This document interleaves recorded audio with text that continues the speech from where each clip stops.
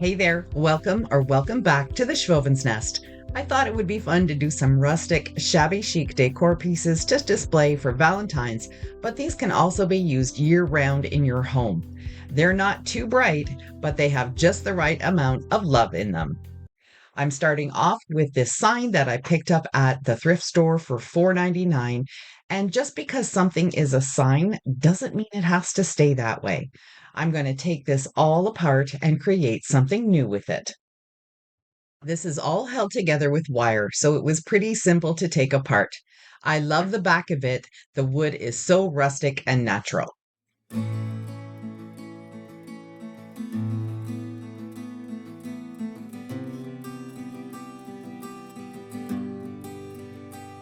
Wanted an easy way to put these pieces together without any gaps in between the boards, so I used these small steeples and simply hammered them in.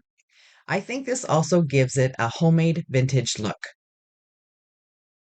Don't forget to hit like, subscribe, and the notification bell because you don't want to miss out on what I've got to share. And did you know about the new hype feature? It helps smaller channels like me get boosted on YouTube. So if you see that option next to the like and subscribe, hit it. Although the steeples held it together, it was still a bit wobbly, so I added some on the back as well, which did help it to stay straight. If you don't have any steeples like this, you could always just glue it together using some wood glue and then use some clamps or some heavy objects to sit on top of it until the glue has a chance to set in. I've done that lots of times with different wood boards, but I thought using the steeples today might be something a little bit more rustic. And to be honest, it was so much faster to do it this way. Side of the bottom board, there was a spot that had a chip out of it, so the steeple wasn't able to grab properly. When I pulled the steeple out, I also pulled off the chip piece, so I used wood glue to keep it in place. This area also had a pretty large gap between the boards that I wanted to fill in. Right now I'm out of wood filler, so I grabbed a bamboo skewer and cut pieces of it to fill that space. Once it dried, I was able to sand it smooth and it just looks like an imperfection in the wood.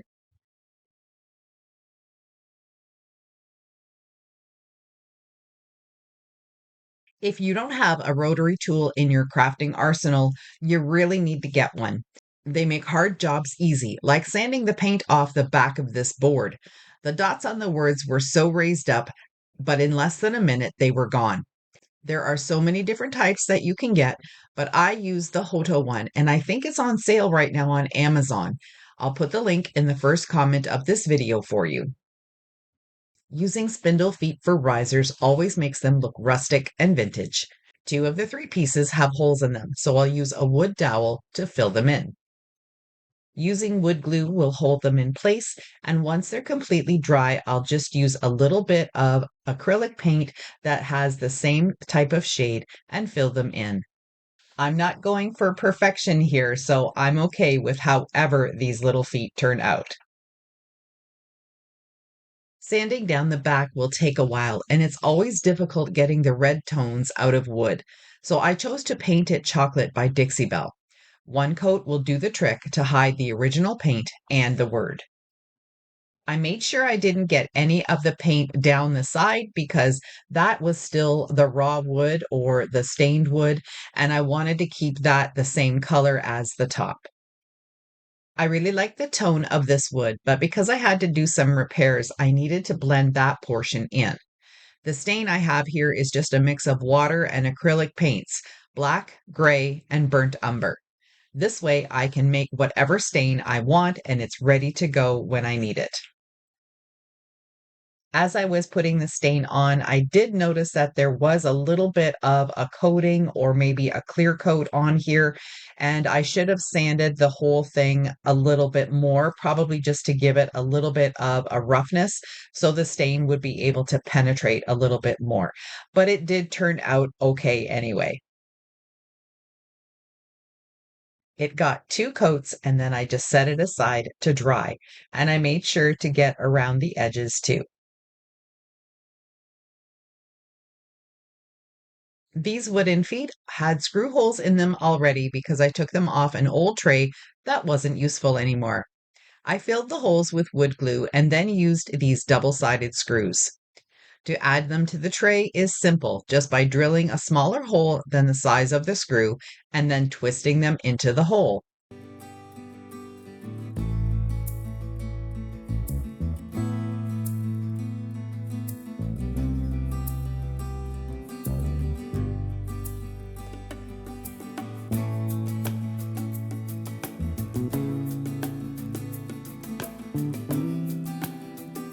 I found a color called cinnamon brown in my stash, and it had just the right amount of a red tone to fill in where I had put the dowels in the feet.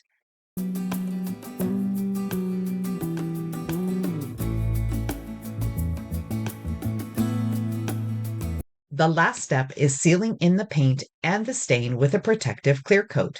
My absolute favorite is the matte clear chalked by Rust-Oleum. I've used this on so many tables and chairs and lots of items that get a lot of use, and it's by far the best I have ever tried. It does give a really hard protective coat, and even though it's a matte finish, it's very slick, so super easy to clean and is very water repellent. I'm going to show you each of my items individually, and then at the end, I'm going to put them all together to show you how they look.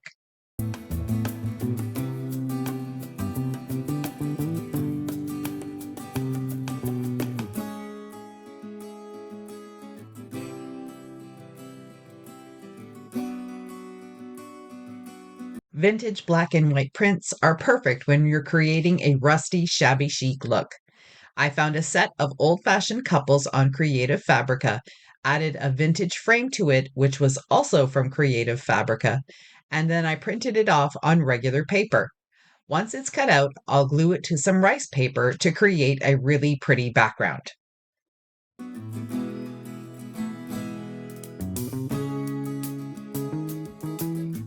Using the glass to trace out the square is the easiest thing to do as well. Then I'll cut this out and set it aside. This frame is so chunky, I just love the shape of it, but the color, not so much. It's very orange. Using some regular clear school glue, I'm going to add a thick coat to the whole frame and let it dry. Then, painting on one thick coat of a creamy off-white color will make it crackle. This is probably the cheapest way to do a crackle finish, but if you tried some other ways too, let me know down in the comments. Make sure that you don't go over the paint too many times because that will disturb the crackle and you'll just end up with a hot mess. So what I like to do is just dip my brush and then very gently go over where it needs to be covered, but not overlapping any of the other paint.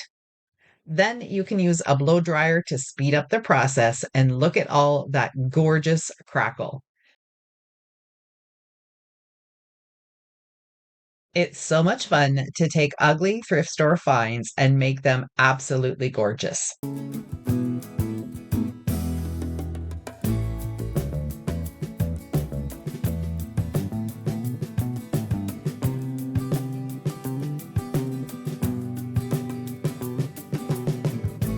I got these heart ornaments at the Goodwill right before Christmas. You never know what you're going to find if you keep an open mind while thrifting and look past the color of the items.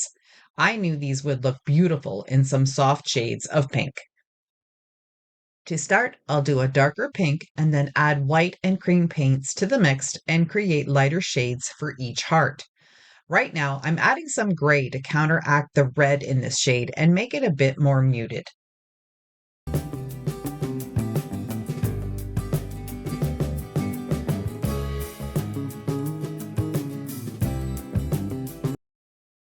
For this color, I've already added some white for the second heart, and now this one I added even more white to lighten it up and give it a really soft, muted pastel shade. While I was painting these, I was thinking about adding some greenery or little flowers to the dip at the top of the hearts, but then decided to leave them plain. I think the color and the shape speaks for itself.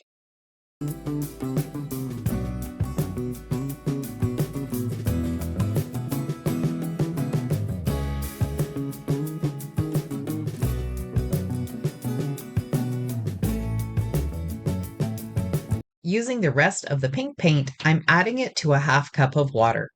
When I think about shabby chic, solo wood flowers come to mind. They are the perfect rustic addition to any vintage decor pieces. I especially love the fact that you can dye them any color just using acrylic paint and water. To tone down the pink just a bit more, I added some drops of burnt umber to the mix. Then all you have to do is poke a skewer into the bottom of the flowers, dip them in the paint, and then let them dry overnight. When solo wood flowers first came out, the shipping costs were really expensive, but now you can get them on Amazon, and if you have Prime shipping, it's free. Make sure you head down to the description box and click on the link to my Amazon store. I've done all the heavy lifting for you, and I have everything listed there that I use for my crafts. And yes, I do get a little bit of a kickback because I'm an affiliate for Amazon, but that's one of the ways you can help me earn my income. And if you're shopping on Amazon anyway, why not help out a friend?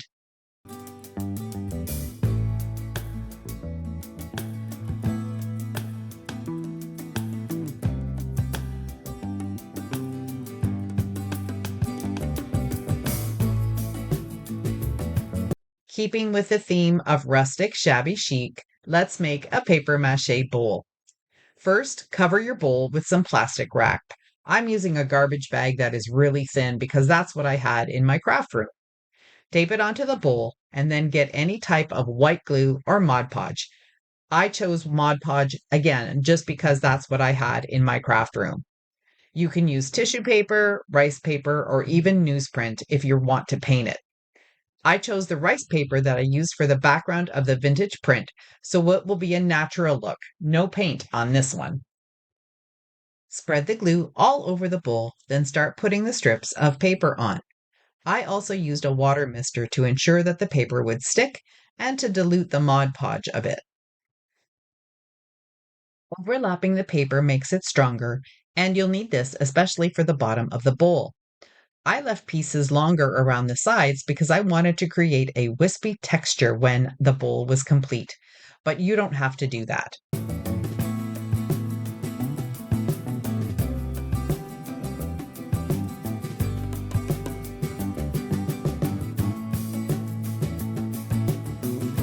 Here's what I mean about having that wispy texture on the sides. You can see all of those pieces that are sticking out, and that's going to be a really fun way to create some additional interest for this piece.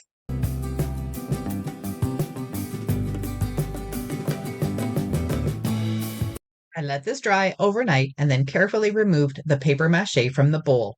It was still a bit damp on the inside, so I used a blow dryer to dry it out some more.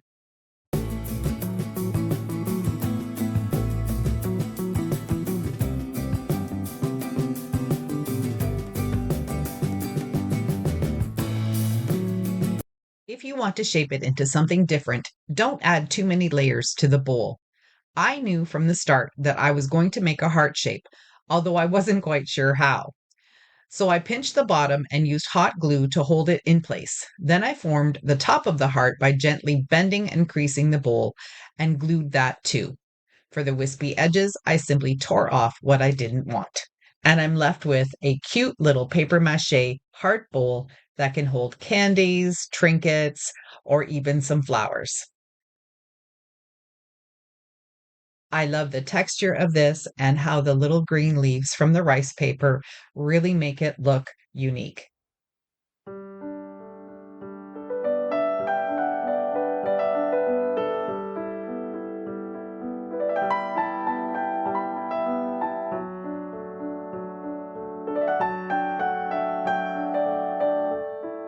Here's how all of my projects look grouped together on the heart riser.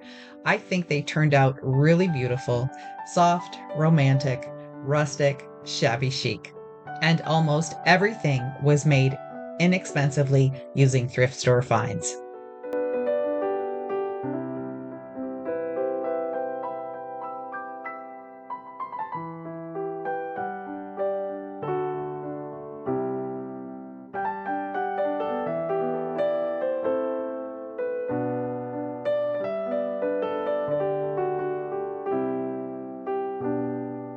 I also found this adorable pillow cover at the thrift store for $5.